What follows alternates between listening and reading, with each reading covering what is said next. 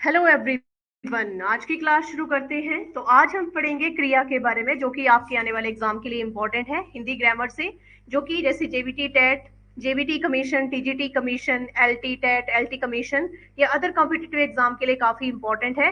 तो आज की क्लास में हम पढ़ेंगे क्रिया के बारे में। चलिए शुरू करते हैं क्लास। सबसे पहले तो जानेंगे कि क्रिया किसे कहते हैं। ठीक है, किसे कहेंगे क्रिया? क्रिया जो है काम या कार्य को दर्शाने वाले शब्द को कहते हैं। कार्य या काम को दर्शाने वाले शब्द को क्रिया कहते हैं। ठीक है, यानी जिस शब्द अथवा शब्द समूह,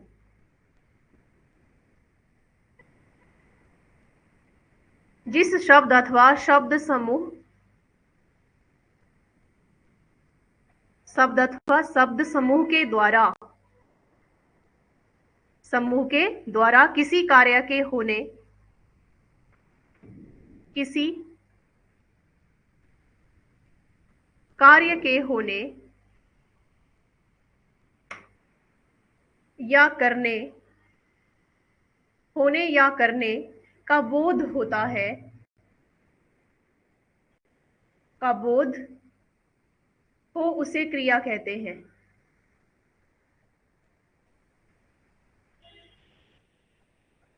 को उसे क्रिया कहते हैं। तो ये परिभाषा है क्रिया की। जिस शब्द अथवा शब्द समूह के द्वारा किसी कार्य के होने या करने का बोध होता है, उसे क्रिया कहते हैं। जैसे कि राधा नाच रही है, ये क्या है? एक क्रिया है। ठीक है, ये बच्चा खेल रहा है। ठीक है, वह कॉलेज जा रहा है। तो इस तरह की क्रियाएं जो है, ये एग्जाम्पल है। जैसे नाच रही है, ठीक है, खेल रहा है, जा रहा है, शब्दों में कार्य व्यापार का बोध हो रहा है, और इन सभी शब्दों से किसी कार्य को करने और होने का बोध होता है, उसे ये क्रियाएं होती हैं, जो क्रियाएं की जाती हैं। ठीक है, आगे स्टार्ट करते हैं। क्रिया कितने प्रकार की है? तो दो भेद रहते हैं क्रिया के। कौन कौन से?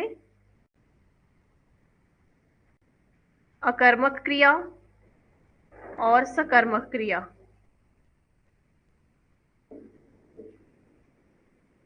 कौन कौन सी क्रिया है? अकर्मक क्रिया और सकर्मक क्रिया जो है, दो प्रकार की है। तो इसमें जानते हैं, आगे डिटेल में हम पढ़ लेंगे। तो सबसे पहले पढ़ते हैं अकर्मक क्रिया के बारे में।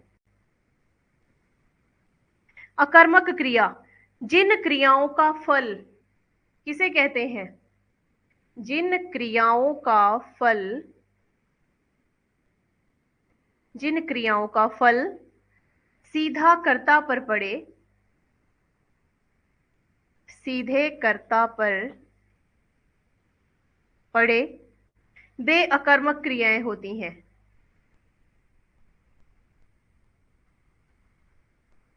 वे अकर्मक क्रिया कहलाती है या होती है। ठीक है, उसे क्या कहते हैं? अकर्मक क्रिया कहते हैं। और ऐसी अकर्मक क्रियाओं को कर्म की आवश्यकता नहीं होती, इसमें कर्म की कोई जरूरत नहीं होती है। ठीक है, जैसे कि रोहन रोता, रोहन रोता है। ठीक है, रोहन रोता है। या सांप रेंगता है। तो इस तरह से कुछ ऐसे एग्जाम्पल आ जाते हैं। कुछ अकर्मक क्रियाएं होती हैं, जैसे कि होना, बढ़ना, सोना, खेलना, अकड़ना, बैठना, हंसना, डरना, या फिर जीना, दौड़ना, रोना, ठहरना, चमकना। बहुत सारी ऐसे एग्जाम्पल हैं जो कौन सी क्रियाएं हैं? अकर्मक क्रियाएं कहलाती हैं। चलिए अब बात करते हैं सकर्मक क्रिया की। सकर्मक क्रिया, दूसरा भेद है क्रिया का सकर्मक क्रिया। तो सकर्मक क्रिया क्या होती है? जिन क्रियाओं का फल,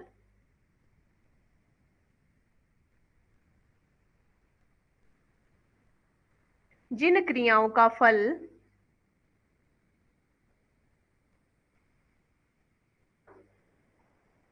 जिन क्रियाओं का फल कर्ता को छोड़कर,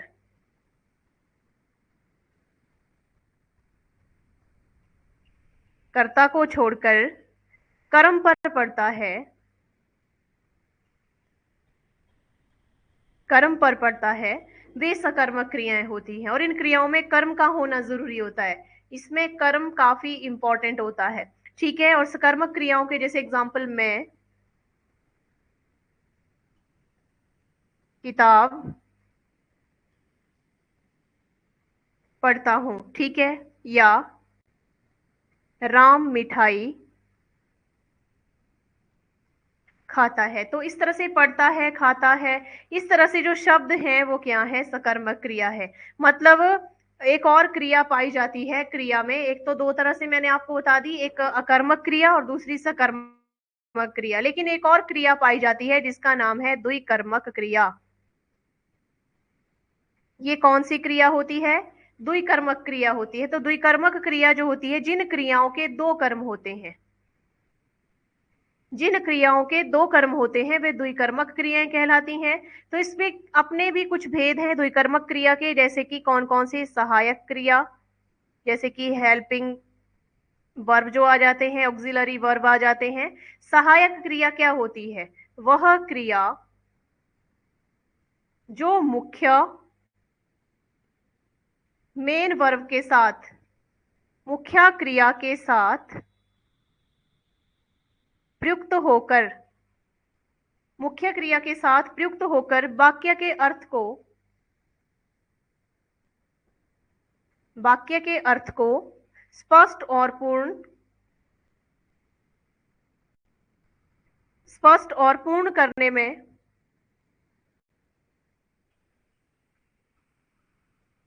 सहायता प्रदान करती है, वो सहायक क्रिया होती है।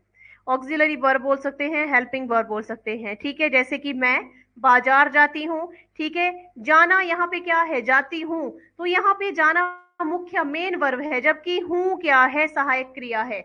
मतलब जैसे मैं बाजार जाती हूँ, तो जाती शब्द क्या है, यहाँ पे मुख्य मेन वर्ब है, जबकि हूँ यहाँ पे क्या है, सहायक हेल्पिंग वर्ब कहलाएगा। तो इसी तरह से ये द्विकर्मक क्रिया में सहायक क्रिया का रोल रहता है, जबकि दूसरा आता है पूर्वकालिक क्रिया।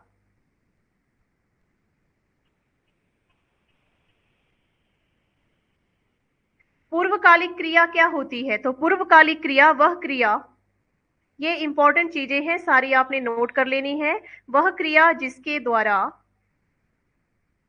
वह क्रिया जिसके द्वारा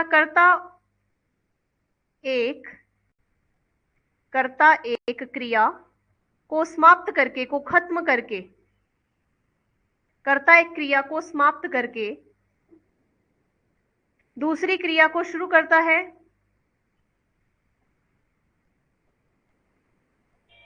दूसरी क्रिया शुरू करता है, ठीक है, उसे जो है पहली क्रिया को पूर्वकालिक क्रिया कहते हैं। जैसे कि राम भोजन करके सो गया, ठीक है, तो सो गया यहाँ भोजन जो है करके पूर्वकालिक क्रिया कहलाएगी, और जिसे करने के बाद दूसरी क्रिया सो जाना जो है वो खत्म की जाएगी, तो दो काम जो है वो किए जाएंगे।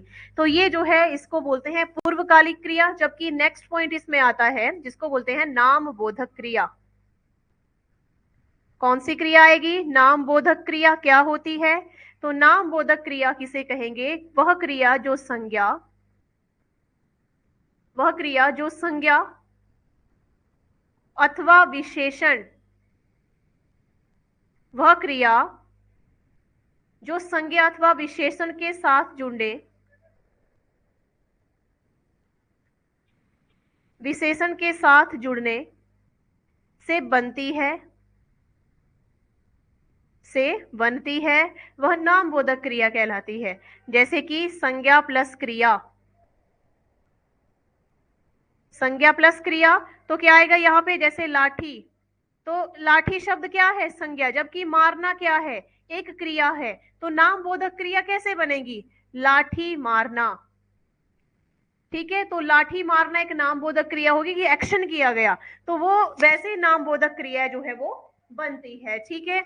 इसके अलावा नेक्स्ट आएगी अनेकार्थक क्रियाएं, तो ये नाम बोधक क्रियाएं भी आपको समझ आ गई होंगी। नेक्स्ट है अनेकार्थक क्रियाएं। कौन सी क्रिया, अनेकार्थक क्रिया। तो अनेकार्थक क्रिया किसे कहेंगे, ये वाली वैसी क्रियाएं जिसका प्रयोग, इनका प्रयोग कहाँ होता है, जिसका प्रयोग अनेक अर्थों में होता है, इसका प्रयोग अनेक अर्थों में किया जाता है, ठीक है, वो कौन सी क्रिया है? अनेकार्थ, मतलब जिसके अनेक अर्थ होते हैं, तो वो जो है अनेकार्थक या अनेकार्थी कहलाती है। ठीक है, जैसे खाना क्रिया अनेक अर्थ होते हैं, खाना जैसे कि वह, जैसे चावल खाता है, वह मार खाता है, तो इस तरह से खाना क्रिया के अनेक अर्थ हो गए। खाना एक तो हो गया, मतलब वो चावल खाता है तो खाना शब्द बन गया। ठीक है, जबकि वो मार खाता है तो खाता मतलब खा रहा है, लेकिन क्या खा रहा है? ऐसा थोड़ा ना कि कुछ खा रहा है, अंदर निगल रहा है, नहीं, एक में सजा मिल रही है और एक में खा रहा है, तो वो चीजें जो है वो आपको यहाँ पे क्लियर हो गई। तो इसी तरह से